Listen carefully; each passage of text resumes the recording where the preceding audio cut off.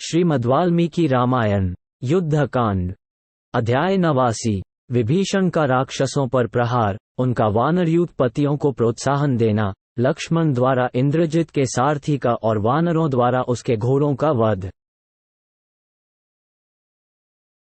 लक्ष्मण और इंद्रजित को दो मदमत हाथियों की भांति परस्पर विजय पाने की इच्छा से युद्धासक्त होकर जूझते देख उन दोनों के युद्ध को देखने की इच्छा से रावण के बलवान भाई शूरवीर विभीषण सुंदर धनुष धारण किए उस युद्ध के मुहाने पर आकर खड़े हो गए। वहां खड़े होकर उन्होंने अपने विशाल धनुष को खींचा और राक्षसों पर तेज धार वाले बड़े बड़े बाणों को बरसाना आरंभ किया। जैसे वज्र नामक अस्त्र बड़े बड़े पर्वतों को विदीर्ण कर देते हैं, उसी प्रकार विभीषण के चलाए हुए वे बाण, जिनका स्पर्श आग के समान जलाने वाला था, राक्षसों पर गिरकर उनके अंगों को चीरने लगे। विभीषण के अनुचर भी राक्षसों में श्रेष्ठ वीर थे, अतः वे भी सम्रांगण में शूल, खड्ग और पट्टिशों द्वारा वीर राक्षसों का संहार करने लगे। उन चारों राक्षसों से घिरे हुए विभीषण धृष्ट गजशावकों के बीच में खड़े हुए गजराज की भांति शोभा पाते थे। राक्षसों में श्रेष्ठ विभीषण समयोचित कर्तव्य को जानते थे, इसलिए उन्होंने वानरों को, जिन्हें राक्षसों का वध करना प्रिय था, युद्ध के लिए प्रेरित करते हुए ये समय के अनुरूप बात कही। वानरेश्वरों, अब खड़े खड़े क्या देखते हो? राक्षसराज रावण का यह एकमात्र सहारा है जो तुम्हारे सामने खड़ा है। रावण की सेना का इतना ही भाग अब शेष रह गया है। इस युद्ध के मुहाने पर इस पापी राक्षस इंद्रजित के मारे जाने पर रावण को छोड़कर उसकी सारी सेना को मरी हुई ही समझो। वीर प्रहस्त मारा गया, महाबली निकुंभ, कुंभकर्ण, कुंभ तथा निशाचर धूम्राक्ष भी काल के गाल में चले गए। जम्बुमली, महामाली, तीक्ष्णवेग, अश्निप्रभ, सुप्तघन, यज्ञकोप, राक्षस वज्रदष्ट, संहरादि, विकट, अरिघन, तपन, मंद, प्रघास, प्रघस, प्रजध, जंग, दुर्जय अग्निकेतु, पराक्रमी रश्मिकेतु, विद्युग्जिव, द्विजिव, राक्षस सूर्यशत्रु, अकंपन, सुपार्शव, निशाचर चक्रमाली, कंपन तथा वे दोनों शक्तिशाली वीर देवांतक और नरांतक, ये सभी मारे जा चुके हैं। 11, 14 इन अत्यंत बलशाली बहुसंख्यक राक्षस शिरोमणियों का वध करके तुम लोगों ने हाथों से तैरकर समुद्र पार कर लिया है। अब गाय की खुरी के बराबर यह छोटा सा राक्षस बचा हुआ है, अतः इसे भी शीघ्र ही लांघ जाओ। वानरों, इतनी ही राक्षस सेना और शेष रह गई है जिसे तुम्हें जीतना है। अपने बल पर घमंड करने वाले प्रायः सभी राक्षस तुमसे भिड़कर मारे जा चुके हैं। मैं इसके बाप का भाई हूँ, इस नाते यह मेरा पुत्र है, अतः मेरे लिए इसका वध करना अनुचित है। तथापि श्री रामचंद्र जी के लिए दया को तिलांजलि दे मैं अपने इस भतीजे को मारने के लिए उद्यत हूँ। जब मैं स्वयं मारने के लिए इस पर हथियार चलाना चाहता हूँ, उस समय आंसू मेरी दृष्टि बंद कर देते हैं, अतः ये महाबाहु लक्ष्मण ही इसका विनाश करेंगे। वानरों, तुम लोग झुंड बनाकर इसके समीपवर्ती सेवकों पर टूट पड़ो और उन्हें मार डालो। इस प्रकार अत्यंत यशस्वी राक्षस विभीषण के प्रेरित करने पर वानर यूथपति हर्ष और उत्साह से भर गए तथा अपनी पूंछ पटकने लगे।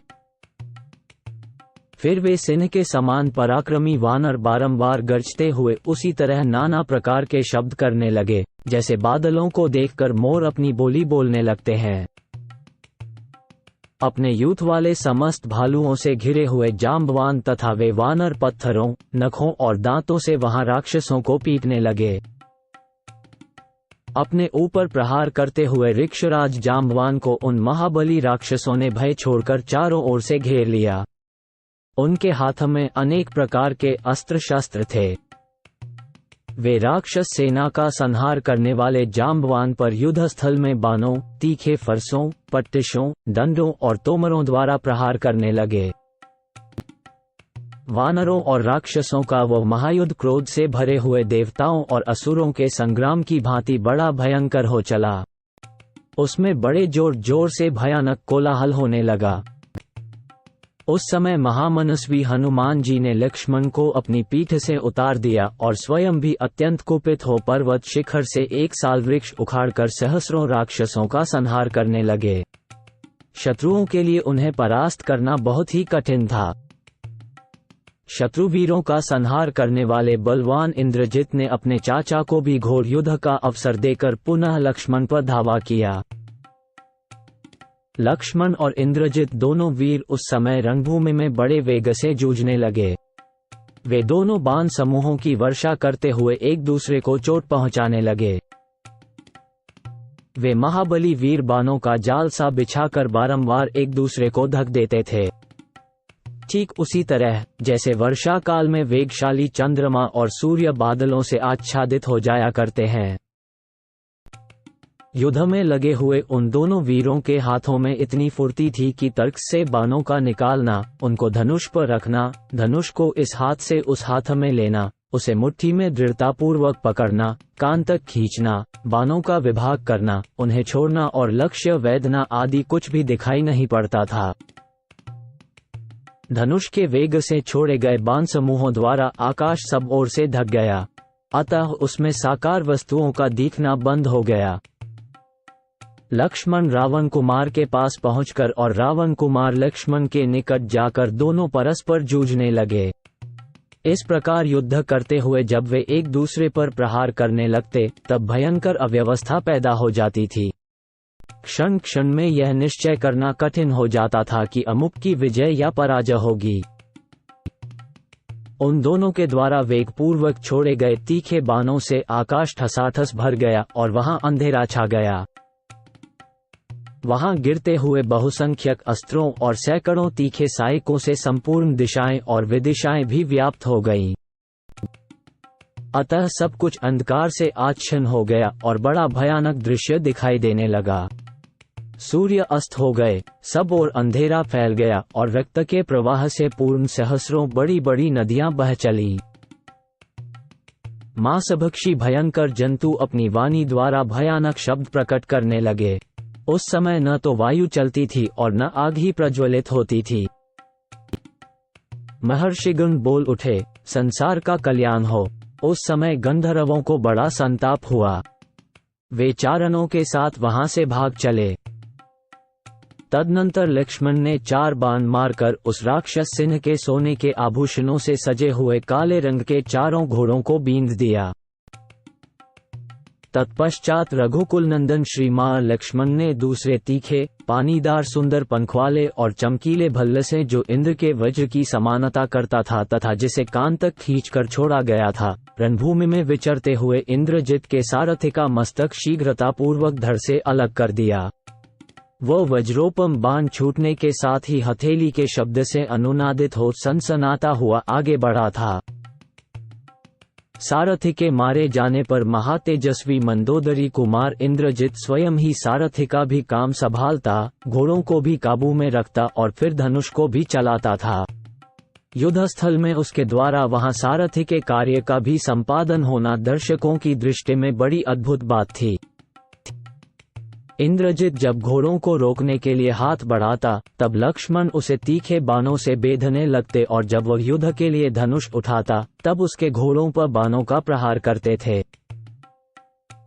उन छिद्रों, बाण प्रहार के अवसरों में शीघ्रतापूर्वक हाथ चलाने वाले सुमित्रा कुमार लक्ष्मण ने सम्रांगण में निर्भय से विचरते हुए इंद्रजित को अपने बाण समूहों द्वारा अत्यंत पीड़ित कर दिया। सम्रभूमि में सारथी को मारा गया देख रावण कुमार ने युद्ध विषयक उत्साह त्याग दिया। वह विषाद में डूब गया। उस राक्षस के मुख पर विषाद छाया हुआ देख वे वानर युद्धपति बड़े प्रसन्न हुए और लक्ष्मण की भूरी भूरी प्रशंसा करने लगे। तत्पश्चात प्रमाथि, रभस, शरभ और गंधमादन, इन 4 वानरेश्वरों ने अमर्ष से भरकर अपना महान वेग प्रकट किया। वे चारों वानर महान बलशाली और भयंकर पराक्रमी थे। वे सहसा उछलकर इंद्रजित के चारों घोड़ों पर कूद पड़े। उन पर्वताकार वानरों के भार से दब जाने के कारण उन घोड़ों के मुखों से खून निकलने लगा। उनसे रौंदे जाने के कारण घोड़ों के अंग भंग हो गए और वे प्राणहीन होकर पृथ्वी पर गिर पड़े। इस प्रकार घोड़ों की जान ले इंद्रजित के विशाल रथ को भी तोड़फोड़ कर वे चारों वानर पुनः वेग से उछले और लक्ष्मण के पास आकर खड़े हो गए। सारथी तो पहले ही मारा गया था। जब घोड़े भी मार डाले गए तब रावण कुमार रथ से कूद पड़ा और बाणों की वर्षा करता हुआ सुमित्रा कुमार की ओर बढ़ा। उस समय इंद्र के समान पराक्रमी लक्ष्मण ने श्रेष्ठ घोड़ों के मारे जाने से पैदल चलकर युद्ध में तीखे उत्तम बाणों की वर्षा करते हुए इंद्रजित को अपने बाण समूहों की मार से अत्यंत घायल कर दिया।